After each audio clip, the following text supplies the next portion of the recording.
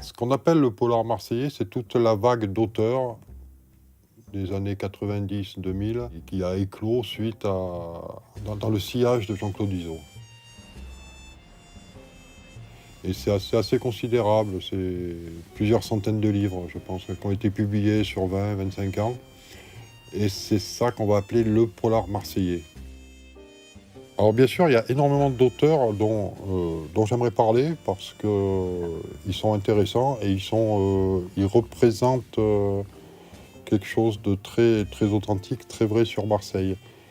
Il y a Gilles Delpapas, il y a Maurice Guiran, il y a Jean Contrucci qui, lui, fait un peu du polar historique sur Marseille. J'ai choisi 3 livres qui, pour moi, sont les livres qui représentent le plus la ville dans son histoire, dans sa complexité. C'est vraiment des livres qui sont sur Marseille, sur ce qui se passe à Marseille.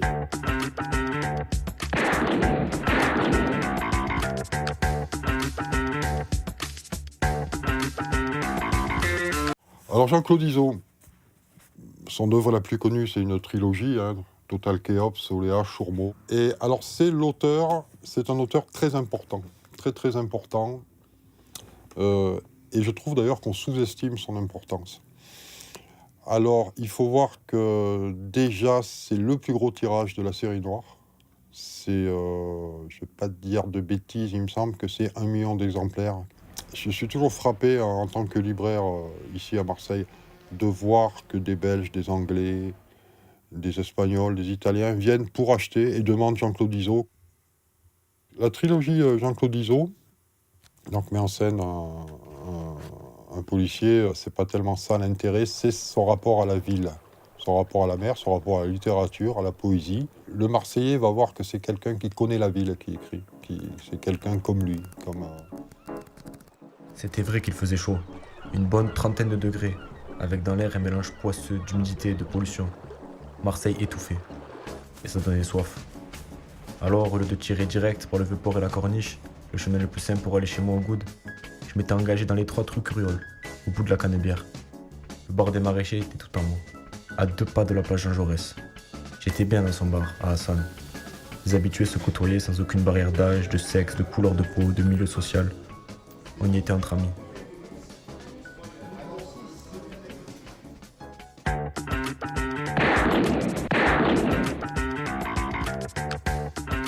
Alors, Social Killer de Frank Burns. Alors, c'est un livre introuvable.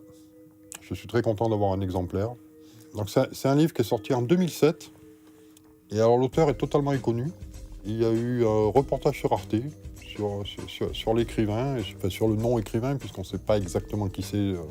Le pitch, c'est des SDF qui disparaissent, qui meurent. On ne sait pas pourquoi, on ne sait pas comment. C'est un petit chef-d'œuvre, c'est une petite perle de roman noir. Ça correspond vraiment à une réalité de la ville, qui est une réalité commune à beaucoup de villes, c'est-à-dire le monde des SDF, des exclus, des gens qui dorment dehors, mais peut-être particulière à Marseille, parce qu'on s'imagine que peut-être la misère est moins difficile au soleil. J'errais cours Joseph Thierry, là où la soupe populaire dressait encore la semaine dernière ses tables nocturnes. Mais depuis qu'elle avait plié bagages avec Janvier, ne restait que les flics.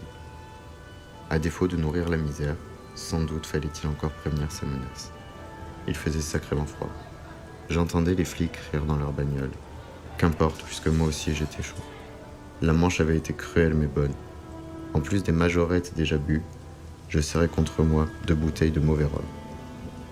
Il ne restait plus qu'à disputer aux poubelles, 2, 3 cartons, et je m'endormirais sous, misérable, mais encore une fois, vainqueur de cette journée. Ce qu'il y avait de bien ici, c'était les aérations du métro placées à mi-hauteur.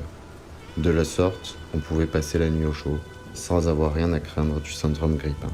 En effet, ailleurs il suffisait qu'il fasse froid pour s'allonger sur ces chaudes grilles du métro, avec un peu trop de pinard dans la tronche, et se perdre ainsi dans de confortables délires à vide. Mais résultat, au petit matin, les pompiers devaient décoller le pauvre mec au scalpel. Sous, lové, dans une chaleur inespérée, le gars ne sentait pas son corps fondre et se coller sur les grilles d'aération.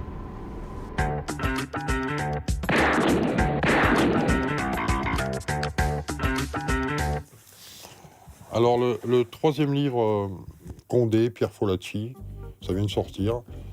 C'est un témoignage alors très, très sincère, très authentique. Une carrière de flic et aborde aussi bien le milieu du grand banditisme que le milieu du meurtre, de la crapulerie. Le regard de l'auteur, il n'est pas manichéen du tout. Il travaille pour la France, il travaille pour la République, il en est fier. Mais ça ne l'empêche pas de pouvoir ressentir énormément d'empathie vis-à-vis des truands, vis-à-vis des gens qu'il est chargé d'arrêter. Alors on va explorer Marseille la nuit, le quartier de l'Opéra, le grand banditisme, mais aussi la campagne d'Aix, la campagne environnante. C'était important pour moi qu'il soit un témoignage, qu'il ne soit pas une fiction, parce que Marseille est quand même la ville où la réalité dépasse la fiction. Le lendemain, son corps est retrouvé nu dans un canal près de l'Anson de Provence. Une fois sur place, on constate qu'elle a été poignardée.